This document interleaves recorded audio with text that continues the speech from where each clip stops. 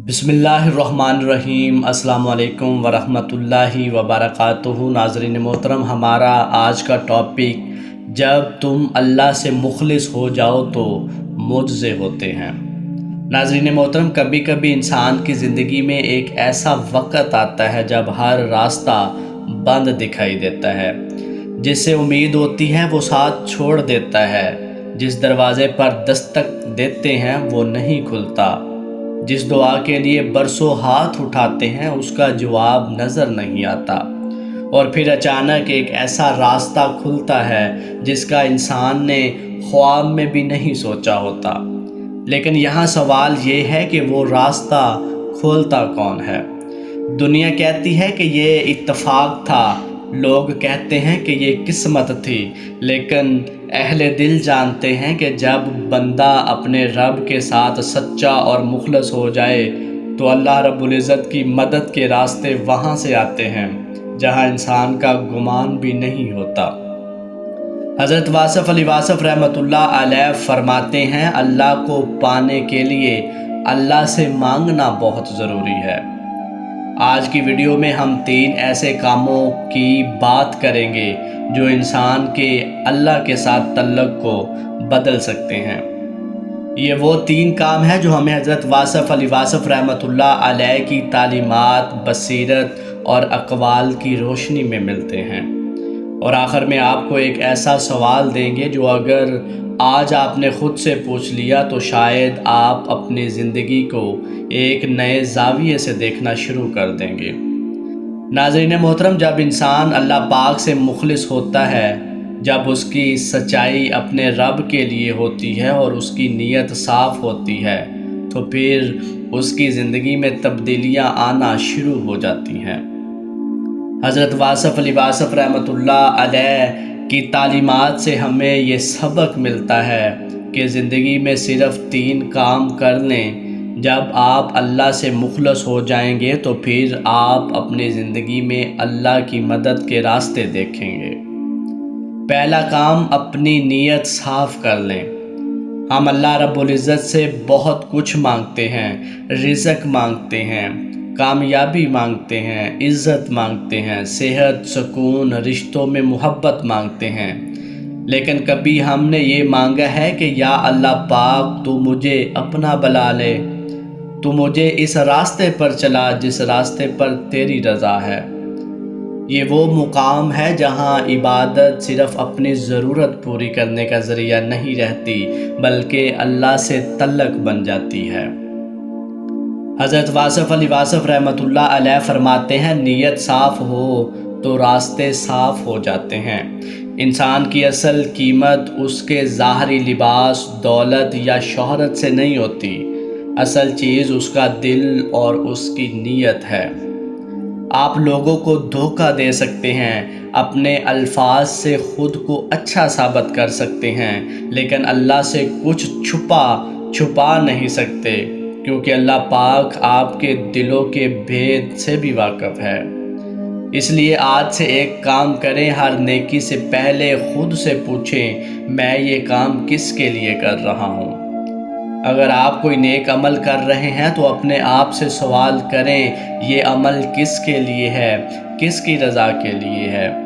अगर जवाब ये हो कि अल्लाह ताला की रज़ा के लिए है तो यही इखलास की इब्तिदा है। लोग तारीफ़ करें या ना करें, आपका नाम आए या ना आए, आपका नेक अमल अल्लाह के लिए जारी रहना चाहिए, क्योंकि जिस नेकी का गवाह सिर्फ़ अल्लाह हो उसकी कदर भी सबसे ज़्यादा अल्लाह ही के पास होती है। तो अगर आप अपनी ज़िंदगी में अल्लाह की मदद चाहते हैं और अपने रब के साथ मुखलिस होना चाहते हैं तो पहला काम ये है कि अपनी नीयत को साफ़ और मुखलिस करें। दूसरा बड़ा काम, अल्लाह के फ़ैसले पर राज़ी होना सीखें। नाज़रीन मोहतरम, ये काम ज़ुबान से कहना आसान है लेकिन दिल से कबूल करना बहुत मुश्किल है। हम ये तो कहते हैं या अल्लाह पाक मेरी दुआ कबूल फरमा, लेकिन हम अक्सर ये नहीं कहते या अल्लाह पाक जो मेरे हक़ में बेहतर है वो अता फरमा, जो तू मेरे लिए बेहतर समझता है वो मुझे अता कर। ہم اپنی خواہش کو اپنی ضرورت سمجھ لیتے ہیں، حالانکہ ہمیں معلوم ہی نہیں ہوتا کہ ہمارے لیے کیا بہتر ہے۔ لیکن اللہ پاک جانتا ہے کہ اس کے بندے کے حق میں کیا بہتر ہے۔ حضرت واصف علی واصف رحمۃ اللہ علیہ کا ایک مشہور قول ہے، خواہش پوری نہ ہو تو سمجھو دعا قبول ہو گئی۔ یہ بہت خوبصورت بات ہے۔ یہ جملہ انسان کو اندر تک سوچنے پر مجبور کر دیتا ہے۔ یعنی کبھی ہماری خواہش پوری نہ ہونا بھی ہمارے حق میں بہتر ہو سکتا ہے۔ کبھی کبھی ہم جس چیز کے لیے رو رہے ہوتے ہیں وہی چیز ہمارے لیے نقصان کا سبب بن سکتی ہے۔ کبھی کوئی رشتہ ختم ہونا، کسی کام کا نہ ہونا یا کوئی موقع ہاتھ سے نکل جانا ہمیں بہت بڑا نقصان لگتا ہے۔ ہم سوچتے ہیں کہ ہماری یہ خواہش پوری نہیں ہوئی، اس لیے سب کچھ ختم ہو گیا۔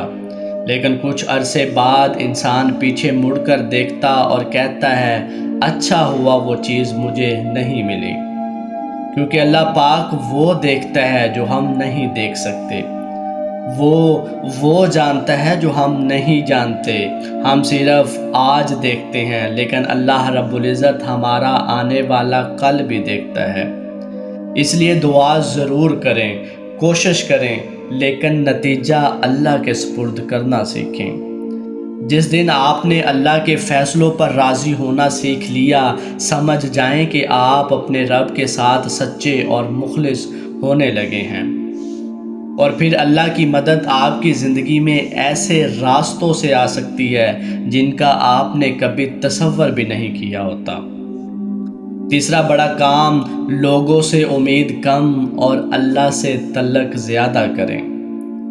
اگر آپ اپنے رب کے ساتھ مخلص ہونا چاہتے ہیں، اس کے ساتھ سچا تعلق بنانا چاہتے ہیں، تو تیسرا کام یہ ہے کہ لوگوں سے امید کم کریں اور اللہ سے تعلق زیادہ مضبوط کریں۔ ناظرین محترم، ہماری زندگی کا سب سے بڑا دکھ یہ ہے کہ ہم انسانوں سے بہت زیادہ امیدیں وابستہ کر لیتے ہیں۔ ہم چاہتے ہیں کہ کوئی ہمیں سمجھے، کوئی ہماری قدر کرے، کوئی مشکل وقت میں ہمارا ساتھ دے، کوئی ہماری تنہائی ختم کرے۔ اور جب انسان ہماری امید کے مطابق نہیں ہوتا تو ہمارا دل ٹوٹ جاتا ہے، پھر ہمیں تکلیف ہوتی ہے اور ہم پریشان ہو جاتے ہیں۔ حضرت واصف علی واصف رحمۃ اللہ علیہ فرماتے ہیں، لوگوں سے توقعات کم کر دو، سکون بڑھ جائے گا۔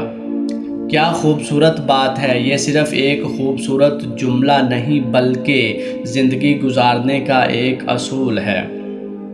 اس بات پر غور کیجئے، جب آپ لوگوں سے بہت زیادہ امیدیں وابستہ کرتے ہیں تو ان کے بدلنے سے آپ کا دل بھی بدل جاتا ہے۔ لوگ برے نہیں ہوتے، لیکن لوگ کمزور ہوتے ہیں۔ ان کی نفسیات کو سمجھنے کی کوشش کریں۔ آج جو شخص آپ کے ساتھ ہے، ضروری نہیں کہ کل بھی اسی طرح آپ کے ساتھ ہو۔ آج جو آپ کو سمجھتا ہے، ضروری نہیں کل بھی آپ کو اسی طرح سمجھے۔ آج جس کے دل میں آپ کے لیے محبت ہے، ضروری نہیں کہ کل بھی وہ اسی طرح محبت کرے۔ اس لیے سب سے محبت کریں، سب کے ساتھ اچھا سلوک کریں، لیکن اپنے دل کا آخری سہارا صرف اللہ کو بنائیں۔ لوگ ذریعہ ہے اور اللہ پاک اصل سہارا ہے۔ اگر آپ نے یہ تیسرا کام اپنی زندگی میں کر لیا تو آپ کا اپنے رب کے ساتھ تعلق مضبوط ہو جائے گا۔ آپ اپنے رب کے ساتھ مخلص ہونے لگیں گے۔ جس دن آپ نے لوگوں سے امیدیں کم کر کے اپنے رب سے امید لگانا شروع کر دی، اس دن آپ کی زندگی میں سکون بڑھنا شروع ہو جائے گا۔ ناظرین محترم، یہاں ایک بہت بڑی بات سمجھنے کی ضرورت ہے۔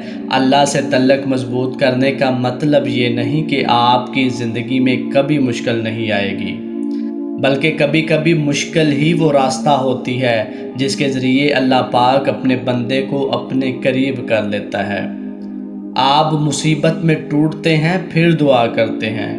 آپ تنہائی میں روتے ہیں، پھر اللہ کو پکارتے ہیں۔